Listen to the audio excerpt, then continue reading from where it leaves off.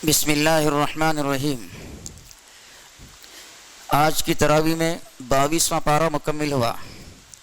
سورہ احزاب میں جن اہم واقعات سے بحث کی گئی ہے، ایک غزوہ خندق، دوسرا غزوہ بنی قریظہ، اور تیسرا حضرت زینب رضی اللہ عنہا سے حضور صلی اللہ علیہ وسلم کا نکاح، یعنی منہ بولے بیٹے کی طلاق دی ہوئی عورت سے نکاح۔ جنگ احد میں حضور صلی اللہ علیہ وسلم کی ایک ہدایت کو نظر انداز کرنے کے سبب جو شکست ہوئی، اس کا اثر عربوں پر یہ پڑا کہ مشرکین، یہود اور منافقین تینوں کی ہمتیں بڑھ گئیں اور وہ سمجھنے لگے کہ مسلمانوں کو ختم کرنا کچھ زیادہ مشکل کام نہیں۔ چنانچہ احد کی جنگ کو 2 مہینے بھی نہیں ہوئے تھے کہ نجد کے ایک قبیلہ نے مدینے پر چھاپا مارنے کی تیاریاں شروع کر دیں۔ پھر 1 سال بعد 3 قبیلوں نے حضور صلی اللہ علیہ وسلم سے دین سکھانے کے لیے آدمی مانگے۔ حضور صلی اللہ علیہ وسلم نے 70 کے قریب مبلغین کے قبیلوں میں بھیجے، 70 کے قریب مبلغین ان کے قبیلوں میں بھیجے، مگر انہیں دھوکہ دے کر شہید کر دیا گیا، جس پر آپ صلی اللہ علیہ وسلم نے 1 مہینے تک ان قبیلوں کے خلاف قنوت نازلہ پڑھی۔ انہی حالات میں شوال 5 ہجری میں عرب کے بہت سے قبائل نے مدینے پر ایک مشترک قوت کے ساتھ حملہ کیا۔ 3-4 ہزار کی بستی پر، جس میں کئی منافقین بھی شامل تھے، 10-12 ہزار کی تعداد نے حملہ کیا۔ اگر یہ حملہ اچانک ہو جاتا تو سخت تباہ کن ہوتا، مگر تحریک اسلامی کے ہمدرد اور متاثرین افراد جو مخالف قبیلوں میں رہتے تھے، آپ صلی اللہ علیہ وسلم کو سب کارروائیوں کی اطلاع دیتے رہے۔ اس لیے حملے کے کچھ دن پہلے آپ صلی اللہ علیہ وسلم نے مدینے کے 2 طرف خندق کھود ڈالی اور 3000 افراد کے ساتھ جنگ کے لیے تیار ہو گئے۔ کفار کے خواب و خیال میں بھی نہیں تھا کہ انہیں خندق سے سابقہ پیش آئے گا، کیونکہ عرب اس طریقے پر کبھی نہیں لڑے تھے۔ مشرکین عرب کو جاڑے کے زمانے میں لمبے محاصرے کے لیے مجبور ہونا پڑا، جس کے لیے وہ گھروں سے تیار ہو کر نہ آئے تھے۔ 25 دن سے زیادہ یہ محاصرہ جاری رہا۔ کچھ تو محاصرے کی طوالت، کچھ حضور صلی اللہ علیہ وسلم کی جنگی تدبیریں، اور پھر ایک رات اللہ نے ایسی آندھی چلائی کہ تمام خیمے اکھڑ گئے اور کوئی ان میں سے نہ ٹھہر سکا۔ اس پورے عرصے میں ایک بار شدید حملہ ہوا تھا جو صبح سے رات تک جاری رہا، اور 5 وقت کی نمازیں رات کو جنگ سے فارغ ہو کر ایک ساتھ پڑھی گئیں۔ مسلمانوں نے انتہائی بے جگری سے مقابلہ کیا۔ معرکہ خندق ختم ہوا تو جبرائیل علیہ السلام نے اللہ کا حکم سنایا کہ ابھی ہتھیار نہ کھولے جائیں، بلکہ یہودی قبیلہ بنی قریظہ پر وار کر کے ان سے نمٹ لیا جائے، کیونکہ انہوں نے غداری کی تھی۔ چنانچہ فوراً ہی مسلمان ان کے علاقوں میں پہنچ گئے، اور یہودیوں کے مقرر کردہ ثالث حضرت سعد بن معاذ رضی اللہ عنہ کے فیصلے کے مطابق ان کے تمام مردوں کو قتل کر دیا گیا اور عورتوں اور بچوں کو غلام بنا لیا گیا۔ جنگ احد سے جنگ خندق تک کا 2 سال کا تمام عرصہ سخت بحرانی زمانہ تھا، مگر اس میں معاشرے کے استحکام اور اصلاح کا کام جاری رہا۔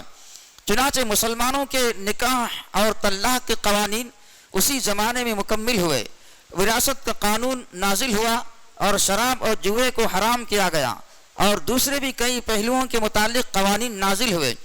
اس سلسلے کا ایک اہم مسئلہ جو اصلاح کا تقاضا کر رہا تھا، وہ منہ بولے بیٹے کا مسئلہ تھا، جسے لوگ اصلی بیٹے جیسا سمجھتے تھے۔ اسے وراثت میں حصہ ملتا تھا، اسے منہ بولی ماں اور منہ بولی بہنیں اسی طرح بے تکلف ہوتی تھی جیسے سگی ماں اور سگی بہنیں۔ اسی طرح اگر وہ مر جائے یا اپنی بیوی کو طلاق دے دے تو اس کی بیوی سے منہ بولا باپ شادی نہیں کر سکتا تھا۔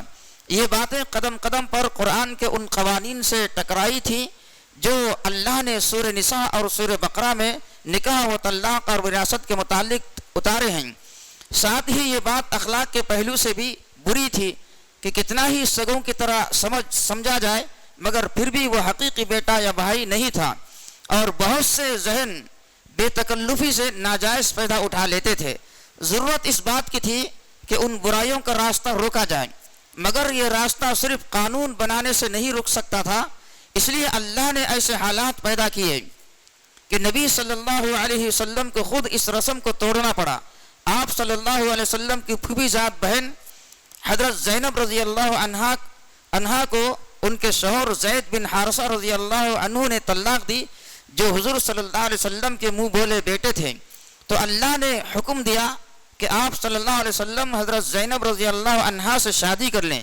جب آپ صلی اللہ علیہ وسلم نے حضرت زید رضی اللہ عنہ سے ان کا نکاح پڑھایا تھا تو عربوں کی یہ رسم توڑی تھی کہ وہ آزاد کردہ غلام کو اپنے برابر نہیں سمجھتے تھے، بلکہ اس سے غلاموں کا سا سلوک کرتے تھے۔ آپ صلی اللہ علیہ وسلم نے اپنی پھوپھی ذات آزاد عورت سے ان کی شادی کر کے یہ ثابت کیا کہ اسلام میں آزاد کردہ غلام بھی اشراف کا درجہ رکھتا ہے۔ اب اللہ تعالیٰ نے چاہا کہ اس رسم کو بھی توڑیں اور منہ بولے بیٹے کو اصل بیٹا نہ سمجھا جائے۔ اسی طرح پردے کے احکام جاری ہوئے اور قریبی رشتہ داروں کے علاوہ غیر مردوں کے ساتھ خلا ملا حرام قرار دیا گیا۔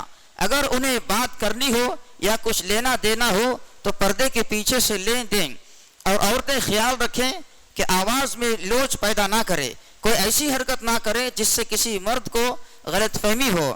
نبی صلی اللہ علیہ وسلم کی بیویوں کو تمام مسلمانوں کی ماں قرار دیا گیا، اور آپ صلی اللہ علیہ وسلم کی وفات کے بعد ان سے نکاح حرام قرار دیا گیا۔ عام مسلمان عورتوں کو حکم دیا گیا کہ جب بھی گھروں سے نکلے تو چادروں سے اپنے آپ کو ڈھانپ کر نکلیں اور گھونگھٹ نکال لیا کریں۔ اسی موقع پر اس بات کا اعلان کیا گیا کہ نبی صلی اللہ علیہ وسلم آخری نبی ہیں، اور چونکہ آپ صلی اللہ علیہ وسلم کے بعد کوئی نبی آنے والا نہیں، لہٰذا زمانہ جاہلیت میں جو رسوم جڑ پکڑ چکی ہیں ان کا خاتمہ رسول صلی اللہ علیہ وسلم کے ذریعے ضروری ہے۔ اسی وجہ سے اللہ تعالیٰ نے حضرت زید رضی اللہ عنہ کے طلاق دینے کے بعد حضرت زینب رضی اللہ عنہا کا نکاح آپ صلی اللہ علیہ وسلم سے کر دیا، چونکہ حضرت زید رضی اللہ عنہ لے پالک بیٹے منہ بولے تھے اور بیٹے کی بیوی بہو سے نکاح حرام ہے۔ اللہ تعالیٰ نے تردید فرما دی کہ حضرت زید رضی اللہ عنہ کب آپ صلی اللہ علیہ وسلم کے بیٹے تھے، وہ تو سرے سے بیٹے ہی نہیں، مردوں میں سے محمد صلی اللہ علیہ وسلم کسی کے باپ نہیں، پھر بہو کا سوال کہاں پیدا ہوتا ہے۔ دوسری حیثیت آپ صلی اللہ علیہ وسلم کی رسول کی تھی، اور رسول جہالت کی باتوں کو ختم کرنے آتے ہیں۔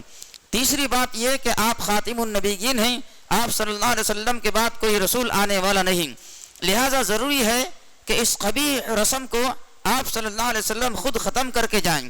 چونکہ نکاح و طلاق کا ذکر ہے، اسی لیے ضمناً ایک اہم مسئلے کی وضاحت کر دی گئی۔ مسلمان جب کسی عورت سے نکاح کریں اور خلوت صحیحہ سے پہلے طلاق کی نوبت آ جائے تو عورتوں پر عدت نہیں، مراد یہ ہے کہ مرد کا حق رجوع ساقط ہو جاتا ہے، اسی طرح حق اولاد اور عدت کا خرچ بھی ساقط ہو جاتا ہے۔ البتہ شوہر کو چاہیے کہ کچھ مال دے دلا کر عورت کو رخصت کرے، گویا اگر نکاح کے وقت مہر مقرر کیا گیا ہے اور خلوت سے پہلے طلاق ہو گئی ہے تو نصف مہر واجب ہے، جیسا کہ سورہ بقرہ آیت نمبر 237 میں ہے۔ اس واجب سے زیادہ دینا لازم نہیں، مستحب ہے، لیکن اگر نکاح کے وقت مہر مقرر نہ کیا گیا ہو تو اس صورت میں عورت کو کچھ نہ کچھ اس کی حیثیت کے مطابق دے کر رخصت کرنا چاہیے۔ بھلے طریقے سے رخصت کرنے کا مطلب یہ ہے کہ اسے رسوا یا بدنام نہ کرے، بلکہ شریفانہ طریقے پر رخصت کرے۔ اس زمانے میں لوگ ایک دوسرے کے گھروں میں بے تکلف آیا جایا کرتے تھے، لہذا یہ حکم دیا گیا کہ نبی صلی اللہ علیہ وسلم کے گھر میں بغیر اجازت کے داخل نہ ہونا چاہیے، بغیر کھانے کی دعوت دیے کھانے کا انتظار نہ کرنا چاہیے، پھر کھانے کے بعد دنیا جہاں کی لایعنی گفتگو سے پرہیز کرنا چاہیے کہ اس سے نبی صلی اللہ علیہ وسلم کو تکلیف پہنچتی ہے۔ وہ بسبب حیا کے تم سے کچھ نہیں کہتے، مگر اللہ تعالی حق بات کہنے سے نہیں شرماتا۔ کھانے کے بعد بلا ضرورت بیٹھنے کی اجازت نہیں۔ نبی صلی اللہ علیہ وسلم کی بیویوں سے کوئی سامان مانگنا ہو یا گفتگو کرنا ہو تو پردے کے پیچھے سے مانگا کرو، اس سے دونوں فریق کے دلوں کی پاکیزگی کا زیادہ مناسب طریقہ ہے۔ نبی صلی اللہ علیہ وسلم کو اور ازواج مطہرات کو تکلیف دینا جائز نہیں، نیز نبی صلی اللہ علیہ وسلم کی وفات کے بعد ان کی ازواج سے نکاح کرنا تمام مسلمانوں کے لیے حرام ہے۔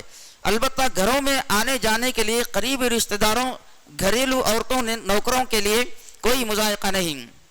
کفار و مشرکین اور منافقین نبی صلی اللہ علیہ وسلم کو بدنام کرنے کی کوشش کرتے رہتے تھے، مگر اللہ تعالیٰ نے واضح فرما دیا کہ دنیا کچھ بھی کہے مگر نبی صلی اللہ علیہ وسلم کا مرتبہ یہ ہے کہ خود خدا اپنی طرف سے ان پر درود بھیجتا ہے، فرشتے دن رات آپ کے حق میں دعائیں کرتے رہتے ہیں۔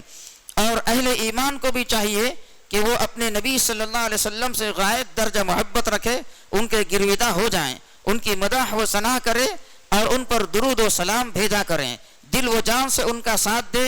جو لوگ خدا اور رسول کو اذیت دیتے ہیں ان پر دنیا اور آخرت میں اللہ نے لعنت فرمائی ہے، ان کے لیے رسوا کن عذاب ہے۔ اے نبی صلی اللہ علیہ وسلم، اپنی بیویوں اور اہل ایمان کی عورتوں سے کہہ دو کہ اپنے اوپر اپنی چادروں کے پلو لٹکا لیا کریں، یہ زیادہ مناسب طریقہ ہے کہ وہ پہچان لی جائے اور انہیں ستایا نہ جائے۔ گویا ایک خاتون جو اپنے آپ کو پردے میں کر لیتی ہے تو پورے سماج میں اسے عزت کی نگاہ سے دیکھا جاتا ہے۔ سادہ اور حیادار لباس میں دیکھ کر ہر دیکھنے والا یہ جان لیتا ہے کہ یہ شریف اور باعصمت خواتین ہیں، آوارہ اور کھلاڑی نہیں ہیں کہ کوئی بد کردار انسان ان سے اپنے دل میں تمنا پوری کرنے کی امید کر سکے، ان کو چھیڑنے کی جرات کر سکے۔ سورہ فاطر مکے میں نازل ہوئی، فرمایا کہ لوگوں تم پر جو اللہ کے احسانات ہیں انہیں یاد رکھو، کیا اللہ کے سوا کوئی اور بھی خالق ہے جو تمہیں آسمان اور زمین سے رزق دیتا ہو؟ اس کے سوا کوئی معبود نہیں۔ آخر تم کہاں سے دھوکہ کھا رہے ہو کہ خدا کی دی ہوئی نعمتوں سے فائدہ اٹھاؤ اور بندگی کسی اور کی بجا لاؤ، یہ کھلی احسان فراموشی ہے۔ اور اے نبی صلی اللہ علیہ وسلم، اگر تم یہ جھٹلاتے ہیں تو تسلی رکھو، تم سے پہلے بہت سے رسول جھٹلائے جا چکے ہیں۔ سارے معاملات اس کی طرف رجوع ہونے والے ہیں۔ لوگوں، اللہ کا وعدہ آخرت برحق ہے۔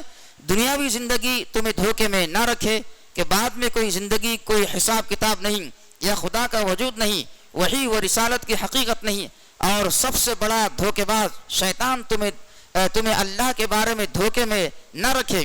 شیطان تو تمہارا دشمن ہے، تم بھی اسے اپنا دشمن سمجھو۔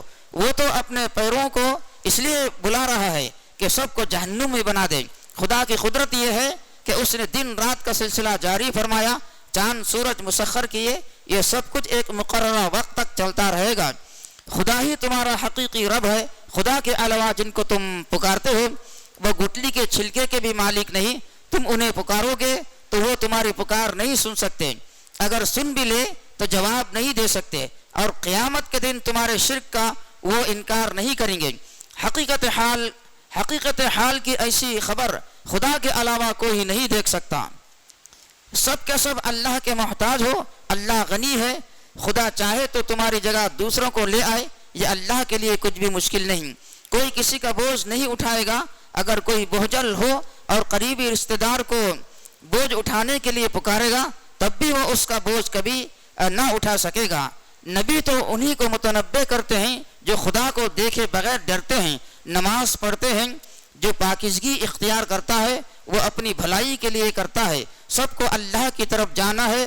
اندھے اور آنکھ والے برابر نہیں ہو سکتے، نہ ہی اندھیرا روشنی یکساں ہے، ٹھنڈک اور دھوپ، زندہ اور مردے برابر نہیں۔ اللہ جسے چاہتا ہے سنواتا ہے۔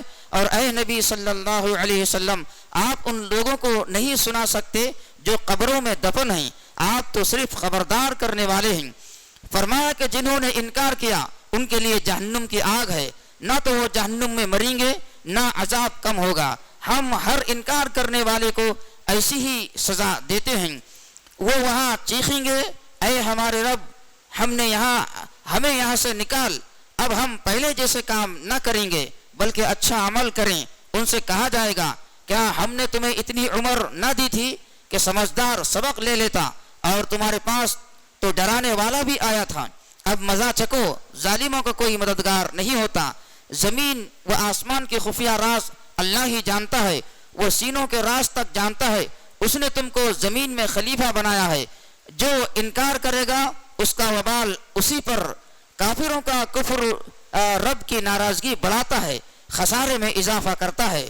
سورہ کے آخر میں فرمایا کہ اگر اللہ تعالیٰ لوگوں کے کرتوتوں پر پکڑنے لگے تو زمین پر کوئی جاندار باقی نہ بچے، لیکن یہ اللہ کا کرم ہے کہ وہ لوگوں کو ایک مقررہ وقت تک مہلت دیتا ہے۔ جب ان کا وقت پورا ہوگا تو اللہ اپنے بندوں کو دیکھ لے گا کہ ان کے ساتھ کیسا سلوک کرنا چاہیے۔ 18ویں تراویح کا بیان ختم ہوا۔ اللہ تعالی ہم سب کو قرآن پڑھنے، اس کو سمجھنے اور اس پر عمل کرنے کی توفیق عطا فرمائے۔ اللہ اس کی برکتوں سے ہمارے شہر اور ملک کے حالات تبدیل فرمائے۔ آمین۔ وآخر دعوانا ان الحمد للہ رب العالمین۔